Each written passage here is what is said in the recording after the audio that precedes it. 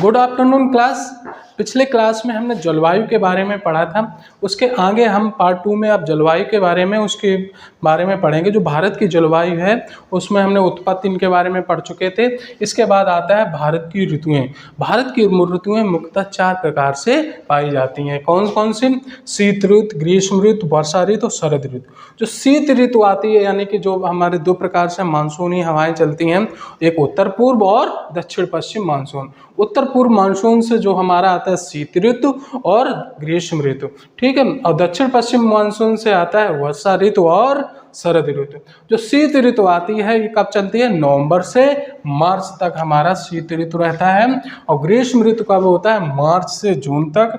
और वर्षा ऋतु जून से सितंबर तक रहता है। और शरद ऋतु क्या होती है? सितंबर से नवंबर तक। ये आखिरकार ऋतुएं क्यों आती हैं, कैसे आती हैं, इनके बारे में हम जानते हैं। शीत ऋतु कारण आता है कि जैसे ये हमारा गोलार्ध है, ये 0 अक्षांश रेखा है। शीत ऋतु हमारा नवंबर से मार्च के आसपास है। जब 22 से 23 सितंबर को मकर रेखा, कर्क रेखा, दक्षिणी गोलार्ध में इसका तापमान बढ़ जाता है, उत्तरी गोलार्ध में इसका तिरछी किरणें पड़ती हैं, जिस कारण से यहाँ पे वो ठंडी पड़ने लगती है। इसी प्रकार से जब आता है कि मार्च और जून में, यही 22 मार्च के समथिंग हमारी कर्क रेखा के ऊपर हमारी जब जून में हमारा जब ये आता है तो जून में सूरज की रोशनी कब पड़ती है? सीधी हमारी जून पर, हमारी ग्रीष्म ऋतु में जब जून में आता है, जून पर सूरज की सीधी रोशनी पड़ती है। तो यहाँ पे जाहिर सी बात है कि तापमान अधिक होगा, तापमान अधिक होगा तो हमारे यहाँ गर्मी पड़ती है। इसी प्रकार से जब हम शीत ऋतु में देखते हैं, शीत ऋतु में दिसंबर के समय यहाँ पे सीधी लाइन पड़ती है, सूरज का तापमान दक्षिण गोलार्ध में यहाँ पे सीधी किरणें पड़ती हैं तो उत्तरी गोलार्ध हमारा ठंडा हो जाता है। इसी प्रकार से हम देखते हैं कि जो सर्दी है शीत ऋतु नवंबर और मार्च के बीच में रहता है और ग्रीष्म ऋतु मार्च और जून के बीच में। अब वर्षा ऋतु आता है जून और सितंबर में। कारण ये होता है कि सूर्य की किरणें यहाँ होती हैं, लेकिन वायु दाब और तापमान की वजह से जो मानसूनी हवाएं चलती हैं वो चलती हैं, जिससे यहाँ पे भारत में वर्षा होती है।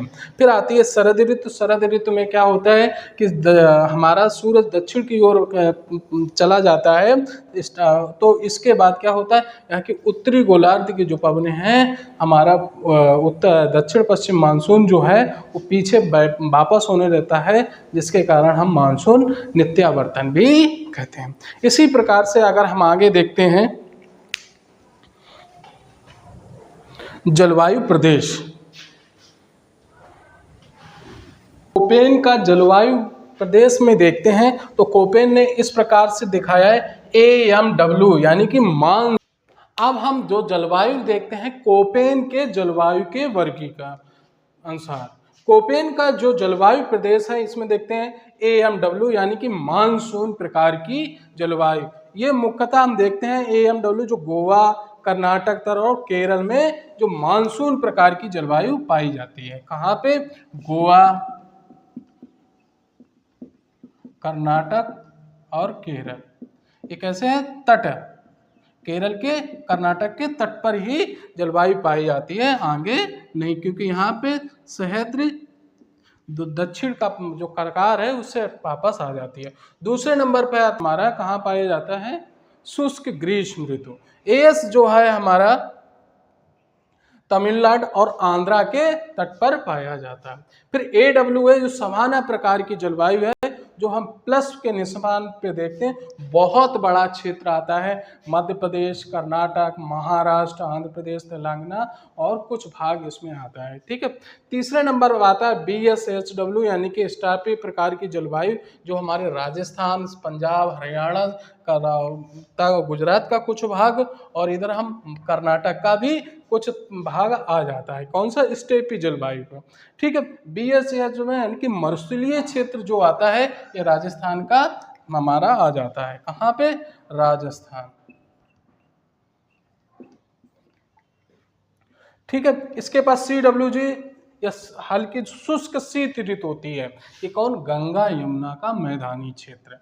यहाँ पे क्या है, शीत ऋतु जो होती है शुष्क होती है। बाकी यहाँ पे CWG से कोपेन ने इसका डिफाइन किया। कहाँ से, उत्तराखंड से लेके ये अपना उत्तर प्रदेश, बिहार, बंगाल, असम, इन क्षेत्रों पे क्या है, CWG की जलवायु पाई जाती। DFC यानी कि ठंडी आर्द्र क्षेत्र, यानी कि ठंडी यहाँ पे कम पड़ती है, मतलब ठंडी पड़ती है, और लघु ग्रीष्म यानी कुछ ही समय के लिए गर्मी पड़ती है। फिर इसके बाद आती है ई यानी कि ध्रुवीय प्रकार की, जो हमारा लेह और लद्दाख क्षेत्र है, ई प्रकार की कोपेन ने वर्गीकृत किया। उसको हमने किस में दिया, ध्रुवीय प्रकार की जलवायु में। इसी प्रकार से हमने कोपेन के वर्गीकरण में देखा है, कहाँ कहाँ पे ये देखा, जैसे AS का क्षेत्र कहाँ पर पड़ता है, तमिलनाडु,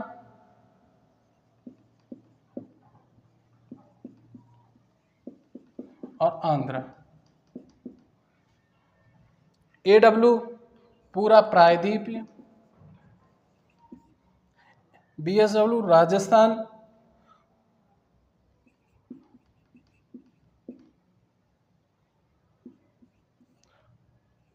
राजस्थान का हमारा पूर्वी भाग। इसी प्रकार से हमने ये सब चीजों को देखा, ये हमने वर्गीकरण किया।